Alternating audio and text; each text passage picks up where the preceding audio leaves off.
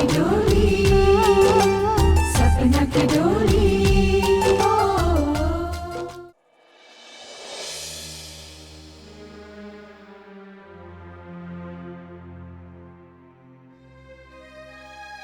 दीदी तनी चीनी तो होगी। दैया हो दैया, ये देखो मोरी मन आ गई नहीं, कुछ ना कुछ मांगे। ले ले हमारा पूरा घर ले ले। दीदी कोनो परेशानी बा का? ना कुछ तब मुंह काहे उतरल बा? रउआ तो कब ऐसे ना रहनी। कोनो परेशानी बा का? का कहीं शोभा, नैहर के चिंता लागल बा। काहे का भइल?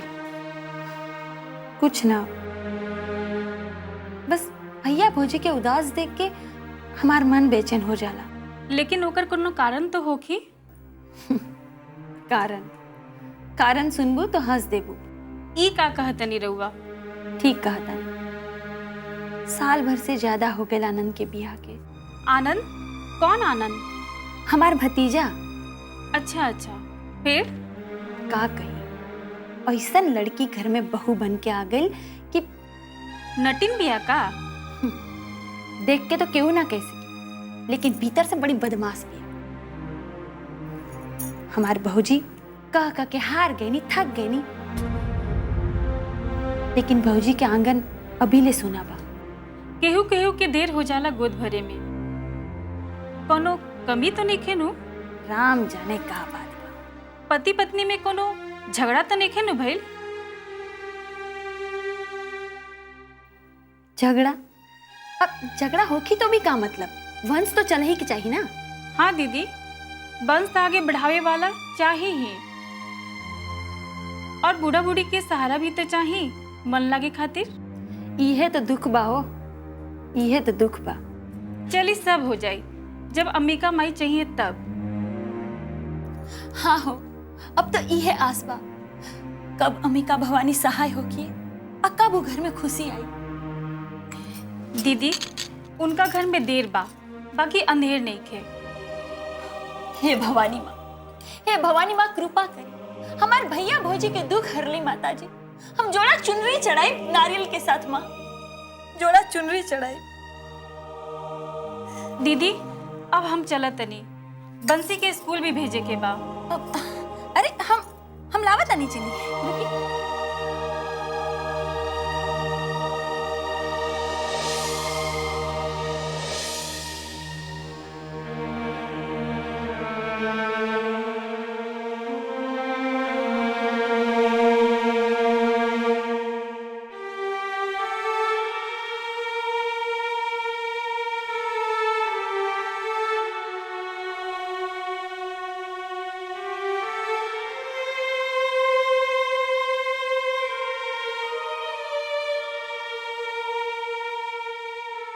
बेटी ऐसे जिद करके बैठ जाए तो का होई? जिद करे से कोई फायदा नहीं। हम मजबूर बानी माई। एकरा मजबूरी ना मूर्खता कहल जाए बेटी, मूर्खता। ऐसे करके तू अपन नुकसान तो करबे करो, और हमनी के समाज में कितना ही नहीं होगी एकरा अंदाजा बात और आगे। लेकिन माई अब तो बहुत देर हो चुकल बा, अब का फायदा? और वैसे भी हम फैसला कर चुकल बानी कि हम ही बच्चा के जन्म देव, जरूर देव। इतना आसान नहीं खे विश्वा। जब ई पाप के घड़ा समाज के सामने फूटी तो सब थू थू करी तोहरा पर। तू सह ना सकतो विश्वा, तू सह ना सकतो। चाहे कुछ भी हो माई, लेकिन हम फैसला कर चुकल बानी कि हम ये बेजुबान के जन्म देव, जरूर देव। लेकिन जब वो अपन बाप के नाम पूछी तो का जवाब देबू? कमल तो धोखा दे के चल गई विश्वा। भगवान जाने वो अब इस दुनिया में बा कि ना। लेकिन तोहरा अगर जिए के बा तो ये बच्चा के मुंह त्यागे के पड़ी। हमरा तो समझ में कुछ नहीं के आवत माई। यही से तो कहता नहीं कि हमार बात मान और ये जीत छोड़ दा। अपन बाबूजी के देख लो, हंसल बोलल सब भूल गईलन। एगो बात पूछी माई, पूछा का सब दोष हमार बा? मतलब ना समझनी। का सब दुख के जिम्मेदार हम ही बानी? दुख अब तो ये घर की खुशी के ग्रहण लग गई। अब तो हम इस सोचे लगनी कि जरूर हमरे परवरिश में कोनो कमी रह गई,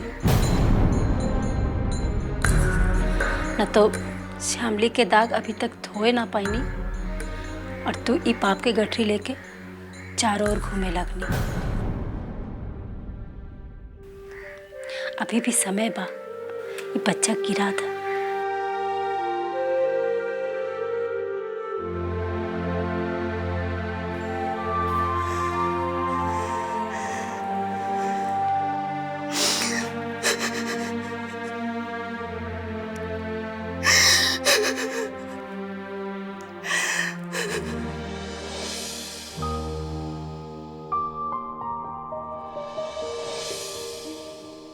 चांदनी, अरे यार कहाँ रह गलू? चाय तो यार बनी कि नहीं? अरे इतना बेचैन काहे हो जालू? चाय बनावे में समय तो लागी ना। अच्छा अब बस करा तू।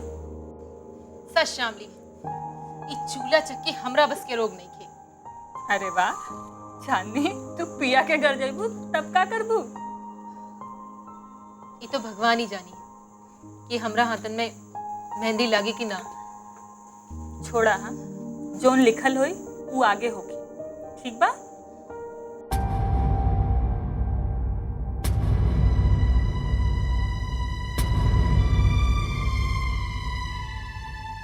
चांदनी, का सोचे लगलू? कुछ ना। चांदनी, ये मेहरा जी तो गायबे हो गए। ना श्यामली, मेहरा जी हमनी के जहाँ मिलावे ले गए रहे वहाँ से खबर आयल रहे। हाँ, यह है कि 2-4 दिन के भीतर ही हमनी के विदेश जाए के पड़ी शूटिंग के खातिर।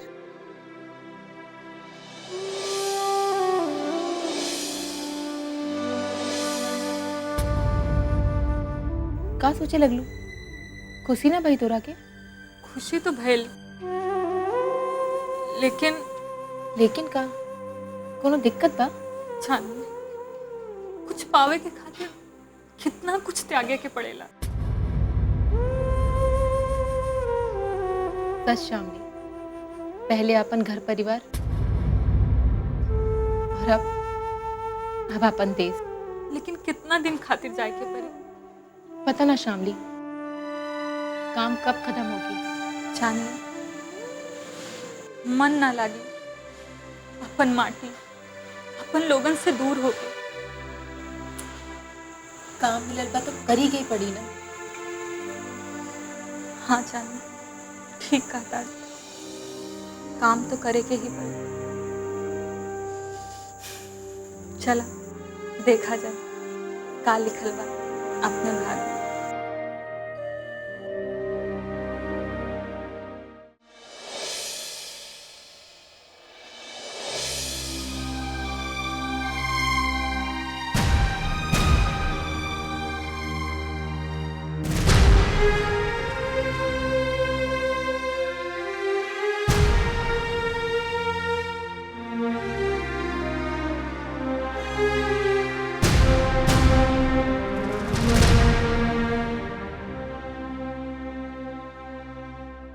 माई बाबूजी के यहाँ तना चल गईले, अभी पता करता नहीं।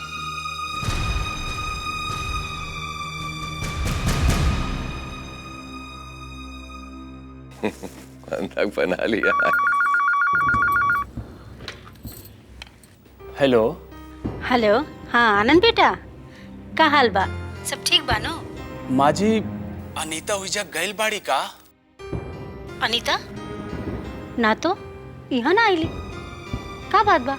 माँ जी, अनीता काल दिन से घर ना आईली। कहत रहली कि पूनम से मिले जाए के बा, लेकिन अभी ले ना आईली।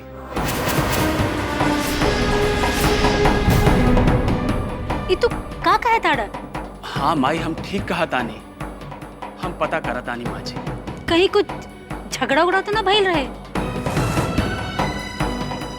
अरे ना माँ जी, कौनो झगड़ा उगड़ा न भइल रहे। खैर हम देखा तानी माँ जी। हाँ बेटा, जल्दी पता कर। खुश रह। का भाई इतना घबराइल का बाड़ू? अनर्थ हो गई जी, अनर्थ हो गई। अरे मगर का भइल? अनीता। अनीता? अरे कुछ तो बोल, का भइल अनीता के? अनीता कल से गायब बा, न जाने कहाँ गई। का? ये तो का दाड़ू? जी, न जाने कहाँ चल गई अनीता। पूरा घर परेशान बनी। अरे मगर कुछ तो बता के गई होके हैं? कुछ ना जी, केली की सहेली से मिलके आ जाए, लेकिन हे भगवान, ये कैसे परीक्षा लेत रहल बाड़ा? अरे वीरेंद्र बाबू के का हाल होई? ए जी, रउआ तनी पता लगा ना, जाने कोनो मुसीबत में फंस गई होई। हाँ, और ठीक बा, हम अपनी ओर से कोशिश करके देख रहे बानी। न जाने कौन हाल में फंस गई होई अनीता।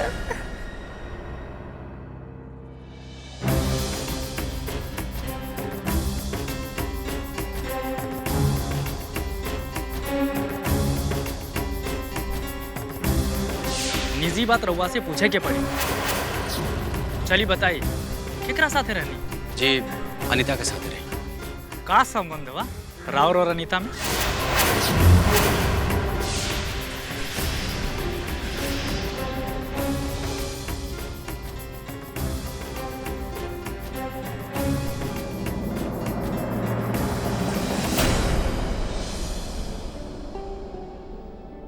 हद हो गई। ये लोग तो किरिया खा ले बा हमें फोन ना करेंगे।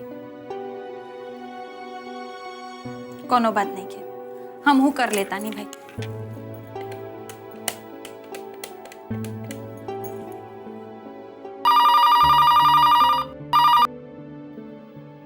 हेलो।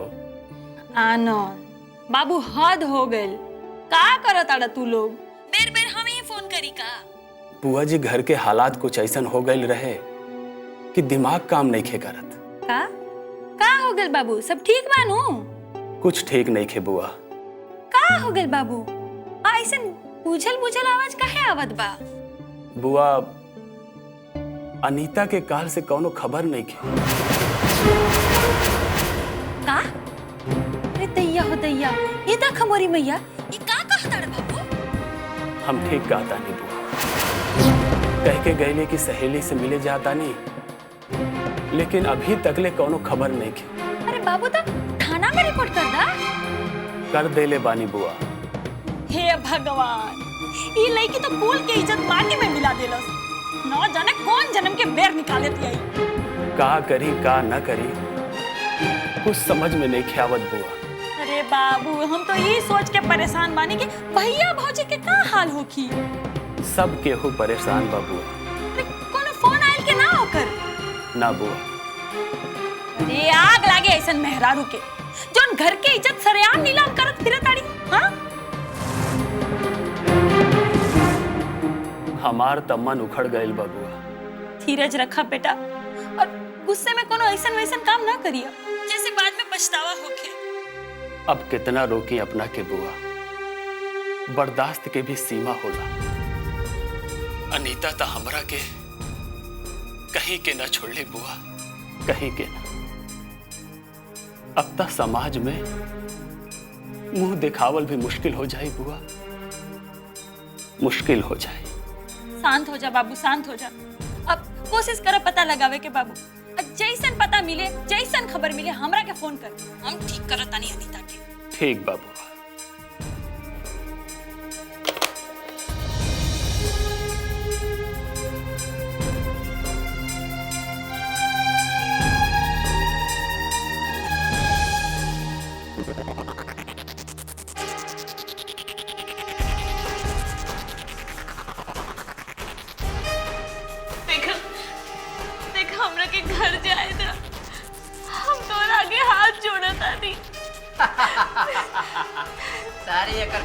गए अनीता देवी? हैं? छोड़ दिहल जाए अनीता देवी। और ऐसे भी हम लोग के मकसद तब पूरा हो गए। मकसद? कैसन मकसद? अरे तोरा नहीं के मालूम? एगो पति बढ़ता अगर स्त्री घर से रात भर बाहर रहे तो समाज क्या कहला? जा अब तुम आजाद बढ़ो।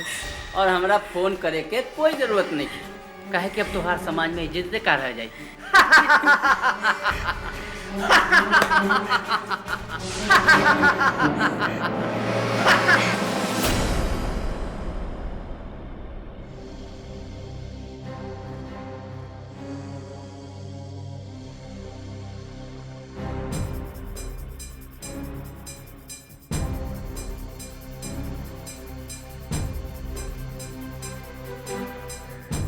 हेलो, हाँ कुछ पता चला? देखा तू लोग कोनो काम के नहीं खा समझला? दरोगा जी कुछ पता चला? अब भाई तना लेकिन जल्दी पता लगा ले। हमरो नाम दिग्विजय सिंह बा। मुजरिम हमरे आँखी से बच के ना जा सकेला। बोली रघु और कुछ पूछे के बा? हाँ तबे तो नहीं है तकलीफ देवे। ठीक बा पूछी। हमरा जांच के अनुसार रउआ कॉलेज के समय से ही अनीता के प्यार करी ले। लेकिन दरोगा जी ये सबसे ये केस के का संबंध बा? बहुत गहरा संबंध बा विनय बाबू। जब प्यार करत रहा अनीता से तब शादी शायद हमारी किस्मत में ना रहे और यही से रउआ अपन हार बर्दाश्त ना कर सकनी और बदला लेवे के खातिर अनीता के अगवा कर लेने। का दे रहुआ हम भला अनीता के काहे अगवा करब? दिल से मजबूर होके विनय बाबू, दिल से। रउआ से कॉलेज में भी शादी के बाद अनीता से कितना बार बहस भेल रहे, लेकिन खाली हाँ या ना में जवाब दी। जी अनीता के अगवा होवे से ठीक पहले आप बाद में फोन कैले रही कि ना? जी कैले रही। तो सीधे सीधे इहो बता दे अनीता कहाँ बाड़ी ना था हमरा उगल बाबे के तरीका आवेला। दरोगा जी रहुआ हमारा पे गलत इल्जाम लगाओ तनी। सही और गलत के फैसला तो कानून करी विनय बाबू। देखिए हम रहुआ से कहते नहीं कि ये कसूर हम नहीं की कैले। देखिए हम भी एक इज्जतदार घर के बानी। आदमी चेहरा से ना काम से पहचानल जाला।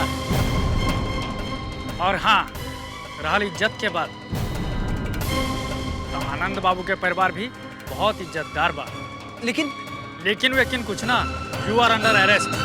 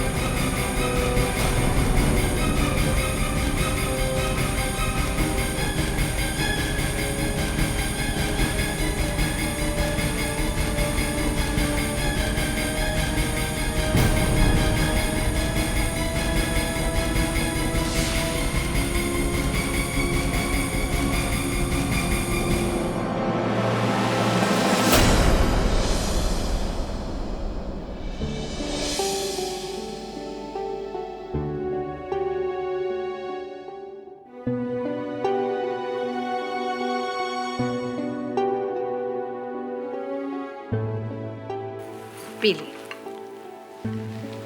कुछ अच्छा नहीं खेलागत निर्मला, रह दे। 24 घंटा हो गई, अभी तक ले अन्न के एगो दाना नहीं के खैले। चाय तो पी ली। ले ला बेटा, तू पी ले। कवले भूखे प्यास ले रहब। शंकर ला बेटा।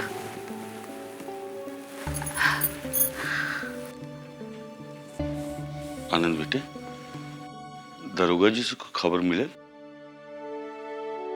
हम फोन कैले रही बाबूजी। वो जांच में लागल बाड़े, जल्दी पता लगा लिए।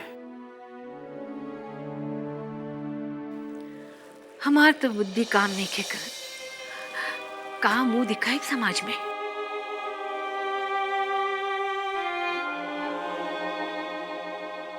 माई का तू समाज की चिंता लेके बैठ गई लू। आज हमें भाभी परेशान मत हुई। लेकिन कब बेटा? माई तू चिंता मत करा, आ जाइए। माई हम देखा था नहीं।